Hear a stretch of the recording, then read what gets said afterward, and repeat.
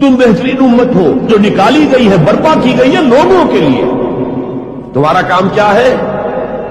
تأمرون بالمعروف وتنہون عن المنکر وتؤمنون باللہ، نیکی کا حکم دیتے ہو، بدی سے روکتے ہو، اور اللہ پر ایمان پختہ رکھتے ہو. لیکن امت تو بھول گئی. امت کو یہ یاد ہی نہیں کہ ہمیں تو دنیا والوں کی تبلیغ کرنی تھی، دنیا کو سمجھانا تھا، دنیا کو بتانا تھا، ان پر اتمام حجت کرنا تھا، ان تک دعوت و تبلیغ کا حق ادا کرنا تھا. امت تو بھول گئی اپنے گلچھروں میں، اپنے عیش میں. سرے سے یاد ہی نہیں کہ ہمارا یہ کوئی فرض منصبی ہے، شہادت علی الناس کوئی ہماری ذمہ داری ہے، ہم مسئول ہوں گے اللہ کے ہاں. احساس ہی نہیں. اپنی روٹی، اپنی دال، اپنا مکان، اپنی کوٹھی، اپنا محل، اپنی کار، اس کا نئے سے نیا جو ہے ماڈل، ساری ہماری سوچ تو ان چیزوں کے گرد ہے. کس کو یاد ہے کہ بحیثیت امت ہمارا فرض کیا تھا؟ اس حال میں کچھ لوگ تو ہونے چاہیے جو ہوش میں آئے. تو جاگو اور جگاؤ جسے ہوش آ گئی. ارے ہماری ذمہ داری تھی، ہم بھولے بیٹھے، اسی لیے ہم برباد ہو رہے، تباہ ہو رہے. تو دوسروں کو بھی جگائیں، دوسروں کو بھی یاد دلائیں، اور مل جل کر ایک امت بن جائے. ہم مقصد لوگ، یہ امت جو ہے اس کا جو کوئی ایک مقصد ہے ہی نہیں سرے سے. زندگی برائے زندگی ہے، زندگی کسی مقصد کے لیے تو ہے ہی نہیں. بالکل جس طرح حیوان جیتے ہیں زندگی تو وہ بھی گزارتے ہیں، لیکن ان کی زندگی کا مقصد کوئی نہیں.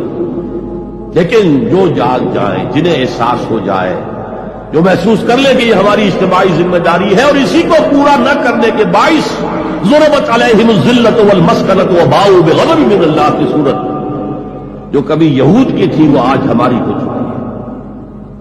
پہلا کام وہ دعوت الی الخیر. اور خیر کیا ہے؟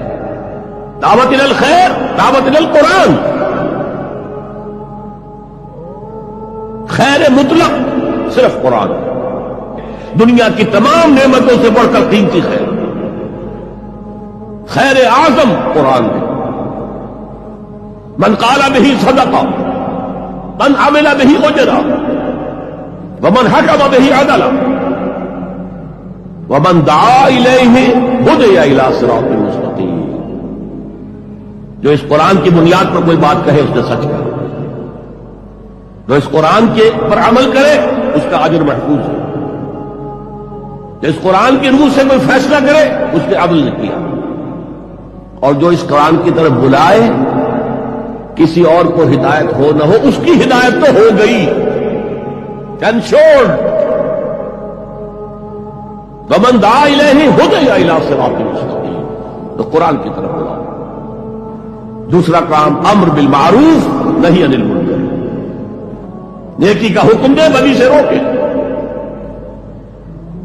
تمہیں لازماً نیکی کا حکم دینا ہے، بدی سے روکنا ہے، ورنہ اللہ لازماً تمہارے دلوں پر زور کر دے گا.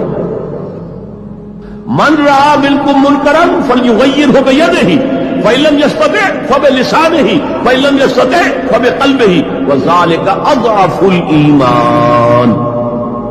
تم میں سے جو شخص بھی کسی بدی کو دیکھے اس کا فرض ہے کہ طاقت سے، ہاتھ سے اس کو روکے، بدلے. اگر اس کی استطاعت نہ رکھتا تو زبان تو استعمال کرے، گونگا شیطان تو نہ بن جائے. کہے تو صحیح اللہ کے بندے باز آ جاؤ، اے اللہ کے بندو اللہ کے غضب کو دعوت مت دو، کہو تو صحیح. اور اگر زبانوں پہ بھی تالے پڑ گئے ہو اور زبانوں کے گدیوں سے کھینچے جانے کا امکان ہو جائے تو آخری درجے میں فَإِن لَمْ يَسْتَطِعْ فَبِقَلْبِهِ، دل سے شدید نفرت تو رکھے.